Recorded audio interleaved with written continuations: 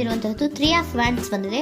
ಎನ್ವಿಷನಿಂಗ್ of future, ನಿಮ್ಮ ಭವಿಷ್ಯತ್ತಿನ ದೃಷ್ಟಿಯನ್ನ ಗಮನದಲ್ಲಿಟ್ಕೊಂಡು, ನಿಮ್ಮ ಭವಿಷ್ಯತ್ತಿನಲ್ಲಿ ಚೆನ್ನಾಗಿರ್ಬೇಕು ಅನ್ನುವಂತಹ ಗಮನದಲ್ಲಿಟ್ಕೊಂಡು ನೀವು ಆಲೋಚನೆಯನ್ನ ಮಾಡ್ತಾ ಇರುವಂತಹದ್ದು, ಮುಂದೆ ಹೋಗ್ತಾ ಇರುವಂತಹದ್ದು ರೆಪ್ರೆಸೆಂಟ್ ಆಗ್ತಾ ಇದೆ. ನಿಮ್ಮ ಲವ್ ಲೈಫಿನ ವಿಚಾರವಾಗಿ ನಲ್ಲಿ ಬಹಳಷ್ಟು ಫುಲ್ಫಿಲ್ಮೆಂಟ್ ಗಳಿತ್ತು, ಸಮಾಧಾನ ಇತ್ತು, ಸಂತೋಷದಿಂದ ಇದ್ರಿ, ಬಹಳಷ್ಟು ಕೇರಿಂಗ್ ಇಂದ ಇದ್ರಿ, ಮತ್ತು ಅದರಲ್ಲಿ ಕೆಲವೊಂದು ರೀತಿಯ ಆಲೋಚನೆಯನ್ನ ಕೂಡ ಮಾಡ್ತಾ ಇದ್ರಿ. ಏನು ರೀತಿಯ ತೊಂದರೆಗಳಾಗಬಾರ್ದು, ಈ ಲವ್ ಲೈಫ್ ನಿಂದ ನನಗೆ ಯಾವುದೇ ರೀತಿಯ ತೊಂದರೆಗಳಾಗಬಾರ್ದು ಅನ್ನೋಂತಹ ಚಿಂತೆ ಕೂಡ ನೀವು ಪಾಸ್ಟಿನಲ್ಲಿಯೂ ಕೂಡ ಸ್ವಲ್ಪ ಇದ್ದಿದ್ದು ರೆಪ್ರೆಸೆಂಟ್ ಆಗ್ತಾ ಇದೆ. ಖುಷಿ ಇತ್ತು, ಸಮಾಧಾನ ಇತ್ತು, ಬಹಳ ಕೇರಿಂಗ್ ಇಂದ ಇರ್ತಾ ಇದ್ರಿ, ಬಟ್ ಅಲ್ಲಿ ಸ್ವಲ್ಪ ಚಿಂತೆ ಕೂಡ ಇದ್ದಂತಹದ್ದು ನಿಮ್ಮ ಪಾಸ್ಟಿನಲ್ಲಿ ಲವ್ ಲೈಫಿನ ವಿಚಾರವಾಗಿ ರೆಪ್ರೆಸೆಂಟ್ ಆಗ್ತಾ ಇದೆ.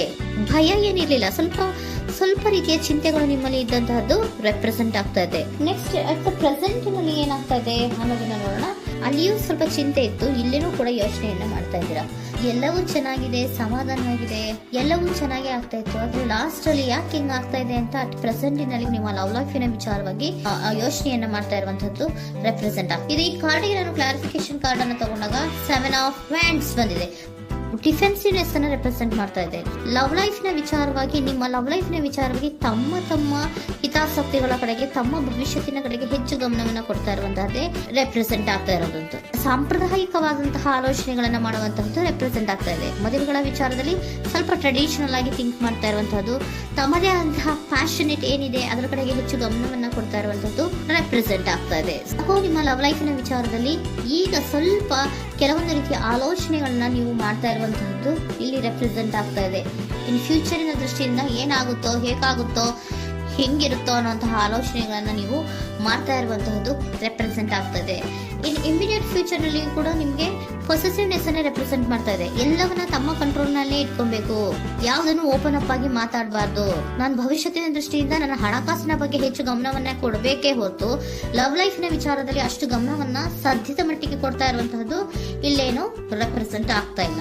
ಆಫ್ ಪಾರ್ಟಿಗಳಿಗೆ ನಾನು ಕ್ಲಾರಿಫಿಕೇಶನ್ ಕಾರ್ಡ್ ಅನ್ನ ಕೊಟ್ಟಾಗ ಅವ್ರು ಓಪನ್ ಅಪ್ ಆಗದೆ ಇರೋದೇ ನೀವು ಕೆಲವೊಂದು ರೀತಿಯ ಆಲೋಚನೆಗಳನ್ನ ಅಥವಾ ಚಿಂತೆಗಳನ್ನ ಮಾಡ್ತಾ ಇರುವಂತಹದ್ದು ರೆಪ್ರೆಸೆಂಟ್ ಆಗ್ತಾ ಇದೆ. ಯಾವುದನ್ನು ಕೂಡ ಓಪನ್ ಅಪ್ ಆಗಿ ಹೇಳ್ತಾ ಇಲ್ಲ ಇರೋದೇ ನಿಮ್ಮ ಚಿಂತೆಗಳಿಗೆ ಕಾರಣವಾಗಿರುವಂತಹದ್ದು.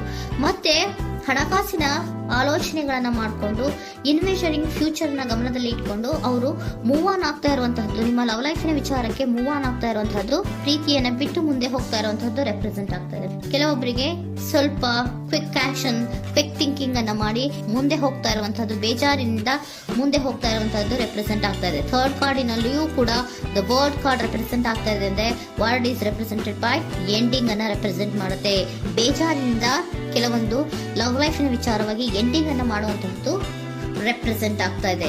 ಯಾಕಂದ್ರೆ ಈ ಲವ್ ಲೈಫಿನ ವಿಚಾರದಲ್ಲಿ ಕೆಲವೊಂದು ರೀತಿಯ ಸ್ವಹಿತಾಸಕ್ತಿಗೆ ಹೆಚ್ಚು ಗಮನವನ್ನ ಕೊಡ್ತಾ ಇರುವಂತಹದ್ದು, ಹಣಕಾಸಿನ ಬಗ್ಗೆ ಹೆಚ್ಚು ಗಮನವನ್ನ ಕೊಡ್ತಾ ಇರುವಂತಹದ್ದು, ಅವರ ಫ್ಯೂಚರಿನ ಬಗ್ಗೆ ಹೆಚ್ಚು ಗಮನವನ್ನ ಕೊಡ್ತಾ ಇರೋದು, ಹಾಗೇನೆ ಟ್ರೆಡಿಷನಲ್ ವ್ಯಾಲ್ಯೂಸ್ ಗಳಿಗೆ ಹೆಚ್ಚು ಗಮನವನ್ನ ಕೊಡ್ತಾ ಇರೋದ್ರಿಂದ ಕೆಲವೊಬ್ರು ಲವ್ ಲೈಫಿನ ವಿಚಾರದಲ್ಲಿ ಎಂಡಿಂಗ್ ಅನ್ನ ಮಾಡುವಂತಹದ್ದು ಪ್ರೆಸೆಂಟ್ ಆಗ್ತಾ ಇದೆ. ಕ್ವಿಕ್ ಆಗಿ ಥಿಂಕ್ ಮಾಡಿ ಕೆಲವೊಂದು ಆಲೋಚನೆಗಳನ್ನ ಮಾಡೋದ್ರ ಮೂಲಕ ಹಿಂಗನ್ನ ಮಾಡ್ತಾ ಇರುವಂತಹದ್ದು ರೆಪ್ರೆಸೆಂಟ್ ಆಗ್ತಾ ಇದೆ.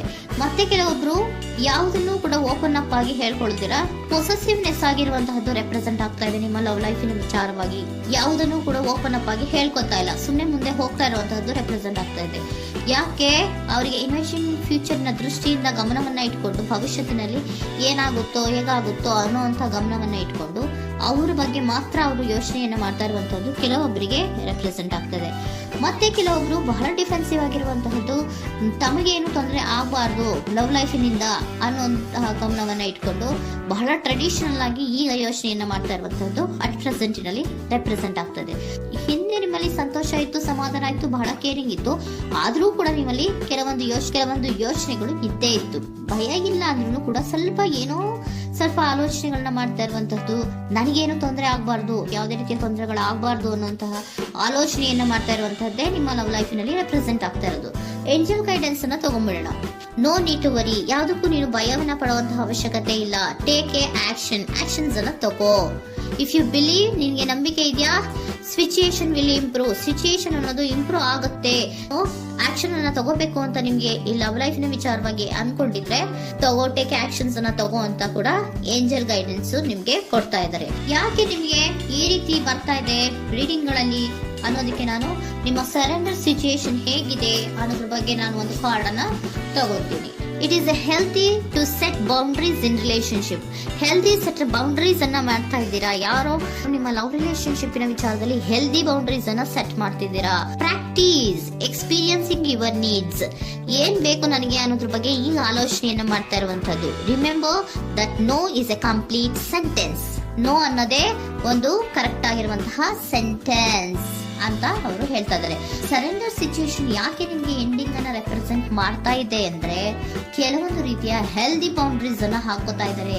ನಾನು ಹೀಗೆ ಇರಬೇಕು, ನಾನು ಭವಿಷ್ಯತ್ತಿನ ಕಡೆಗೆ ಹೆಚ್ಚು ಗಮನವನ್ನ ಕೊಡಬೇಕು, ನನ್ನ ಲವ್ ಲೈಫಿಗಿಂತ ನನ್ನ ಹಣಕಾಸಿನ ಬಗ್ಗೆ ಹೆಚ್ಚು ಗಮನವನ್ನ ಕೊಟ್ಟು ಕೆಲವೊಂದು ರೀತಿಯ ನಮ್ಮ ಜೀವನದಲ್ಲಿ ಟ್ರೆಡಿಷನ್ ವ್ಯಾಲ್ಯೂಸ್ ಗಳಿಗೆ ಹೆಚ್ಚು ಗಮನವನ್ನ ಕೊಡಬೇಕು ಅನ್ನೋದ್ರ ಕಾರಣಗಳಿಗೆ ಕೆಲವೊಬ್ರು ನಿಮ್ಮ ಲವ್ ಲೈಫಿನ ವಿಚಾರದಲ್ಲಿ ಎಂಡಿಂಗ್ ಅನ್ನ ಮಾಡುವಂತಹದ್ದು ರೆಪ್ರೆಸೆಂಟ್ ಆಗ್ತದೆ. ಯಾಕೋ ಕೆಲವೊಬ್ರು ಹೆಲ್ದಿ ಬೌಂಡ್ರೀಸ್ ಗಳನ್ನ ಹಾಕೋತಾ ಇರುವಂತದ್ದು ರೆಪ್ರೆಸೆಂಟ್ ಆಗ್ತಾ ಇದೆ. ಅದಕ್ಕೇನೆ ನಿಮ್ಗೆ ಏಂಜಲ್ ಗೈಡೆನ್ಸ್ ಕೂಡ ಕೊಟ್ಟಿರುವಂತಹದ್ದು.